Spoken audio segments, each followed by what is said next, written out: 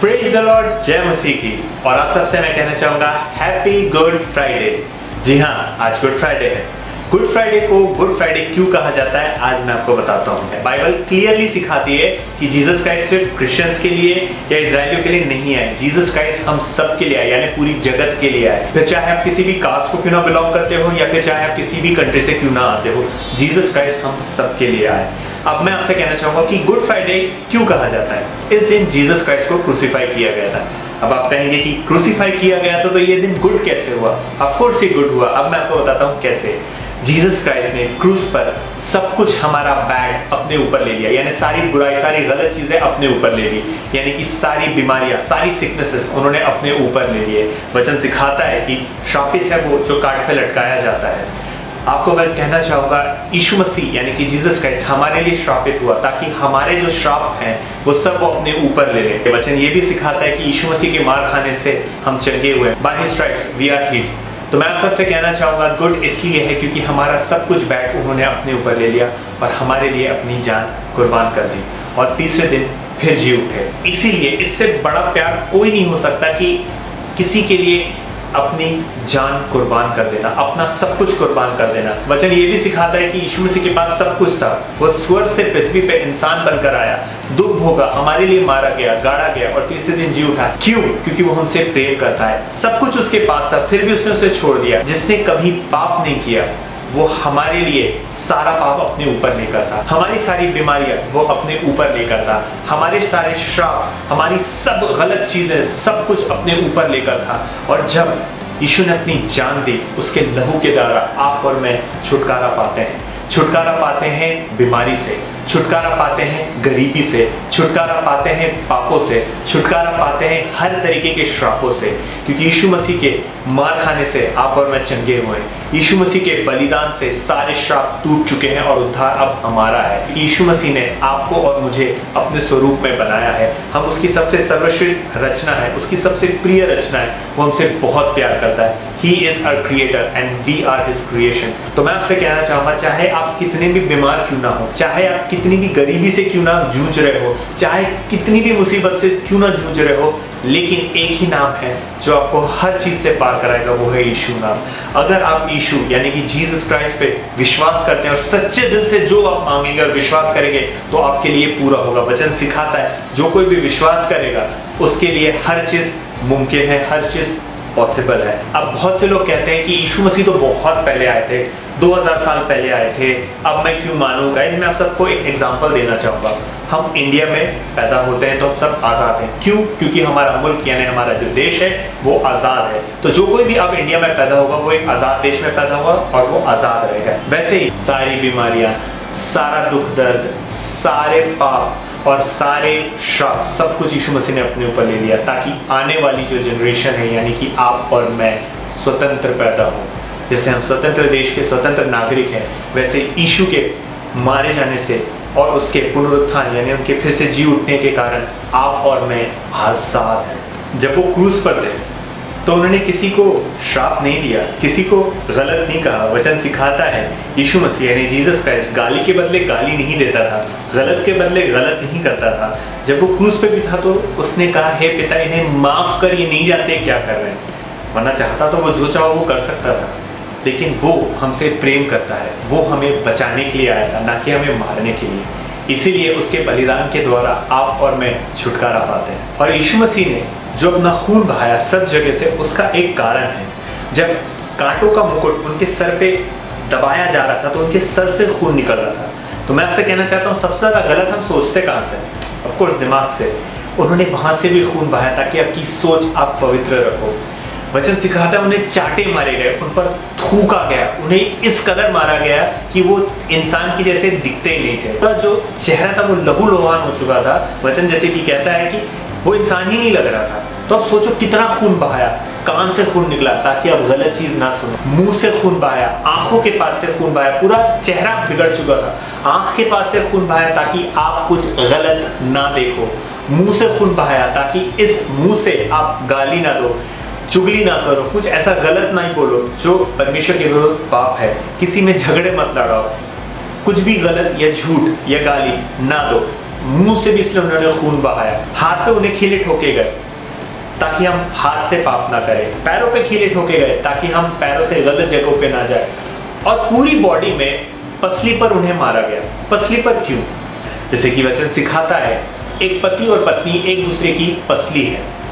पसली से खून इसलिए यीशु मसीह ने बहाया ताकि एक लड़का एक लड़की के विरुद्ध पाप न करे और एक लड़की एक लड़के के विरुद्ध पाप न करे।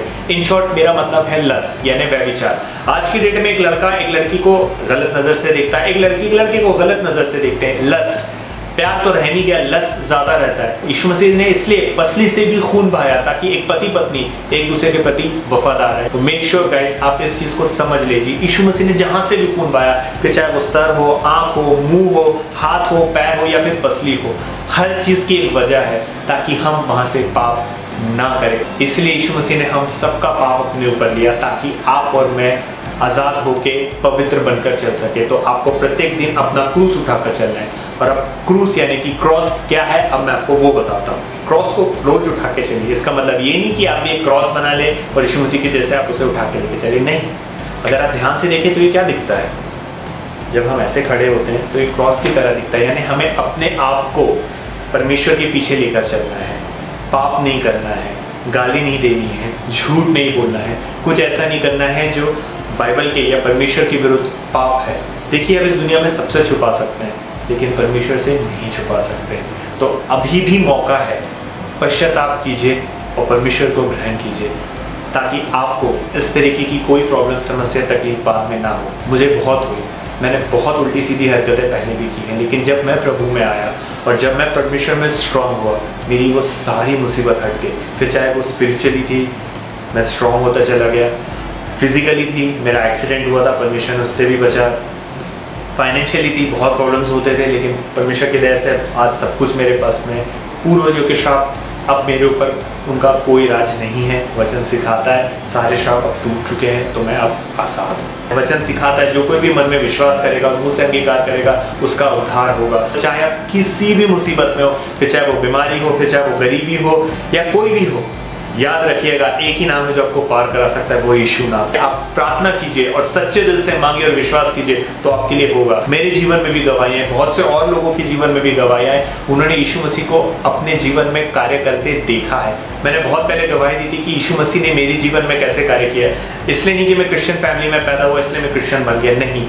मेरा विश्वास परमेश्वर पे क्यों आया, उसका जो वीडियो मैंने बनाया था उसका आई बटन पर क्लिक करके देख सकते हैं। इनफैक्ट मैंने वो डिस्क्रिप्शन में भी दिया है, तो प्लीज़ गाइस ये वीडियो खत्म होने के बाद आप उसे भी चेकआउट कीजिएगा। वो मैं अपने मनगढ़ंत कहानी से नहीं बता रहा हूँ, वो वाकई में मेरी जीवन में हुआ है। मेरे माँ बाप पीछे पड़े रहते थे, दुआ प्रार्थना करो, बाइबल पढ़ो, मैं कभी नहीं करता था। लेकिन जब मेरे जीवन में कार्य हुआ और तब जब मैंने महसूस किया कि आपके संसारिक माँ बाप आपके साथ हो ना हो, आपके दोस्त यार रिश्तेदार साथ हो ना हो, लेकिन परमेश्वर 24 घंटे आपके साथ रहता है। और वचन सिखाता है कि कुछ भी हो जाए आपकी अकाल मौत नहीं है, फिर चाहे वो बीमारी से हो, फिर चाहे वो एक्सीडेंट से हो, लेकिन आपको विश्वास करना है। आप कुछ ऐसा कार्य मत कीजिए जिसकी वजह से कुछ आपके साथ गलत हो।